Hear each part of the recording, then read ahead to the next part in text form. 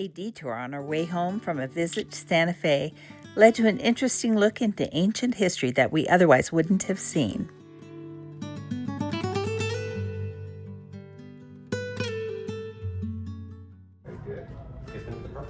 Never. On our way back to Colorado Springs from Santa Fe. Just 30 minutes from Santa Fe, the Pecos National Historical Park encompasses land with such varying history as a crossroads for early hunter-gatherers, the Pecos Pueblo of Indigenous people, Spanish occupation and a mission, the Santa Fe Trail, a trading post, a Civil War battle, a dude ranch, and finally, the former ranch of British actress Greer Garson and her Texas oil man husband, Buddy Fogelson, who were big supporters of the park. Funds for construction of the visitor center were donated by Garson and Fogelson, and it includes a wealth of information about the history of the area. We concentrated on the Pecos Pueblo Ancestral Sites Trail, a 1.25 mile trail around the ruins. The last of the churches there. The wall. The wall around the Pecos Pueblo served as the, quote, city limits, end quote. The village thrived in the 14 and 1500s with an estimated 2,000 people living in South and North Pueblos of about 4 to 5 stories high.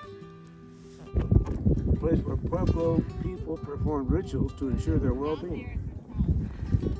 And this Pueblo had more than 20 of those. 20 kivas, wow. The Pueblo was situated for thriving trade between the Plains Indians, including Apache tribes, and Rio Grande Pueblos. But in the late 1500s to early 1600s, the Spanish arrived with soldiers, colonists, and missionaries, and a mission church was built near the South Pueblo.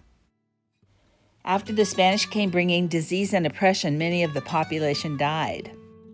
By 1680, the indigenous people were fed up and staged a revolt that ousted Spanish occupiers for 12 years. The mission at Pecos Pueblo was among those destroyed. But the Spanish returned, and a smaller mission was rebuilt in 1717. Its remains are what we see now, though the stone wall outline of the larger mission is still there. Second church.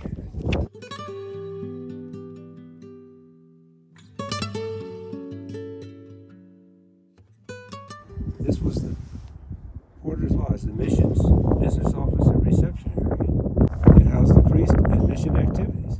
By 1838, after disease, Comanche attacks, and drought had decimated the Pecos Pueblo, the few remaining inhabitants sought refuge with their Taos-speaking relatives at the Jemez Pueblo, where their descendants live today.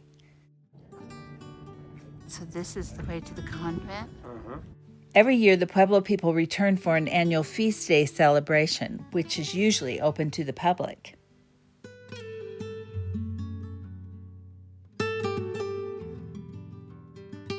In 1999, nearly 2,000 human remains and over 1,000 artifacts were reburied at the Pueblo as part of Native American repatriation. The remains had previously been excavated by an archaeologist in the early 1900s and transferred to a Harvard museum. But there'll be preservation and convent kiva. So this is blueprint to protect the old. Boy, that's pretty deep. That goes down there a ways. It sure does. I can barely make out the last step. 16 says, mission economy. The complex of stone walls forms a series of corrals which were probably used to hold livestock. So it's how they supported themselves, one of the ways. So it looks like it's been redone a bit. Touched up, we'll say. It was an interesting and well-preserved archaeological site. Thanks so much for watching. Hi, I'm Ron, and my wife is Bev, and together we make up RonBev Retirement Journeys, which is our YouTube channel. And we are trying to reach 1,000 subscribers.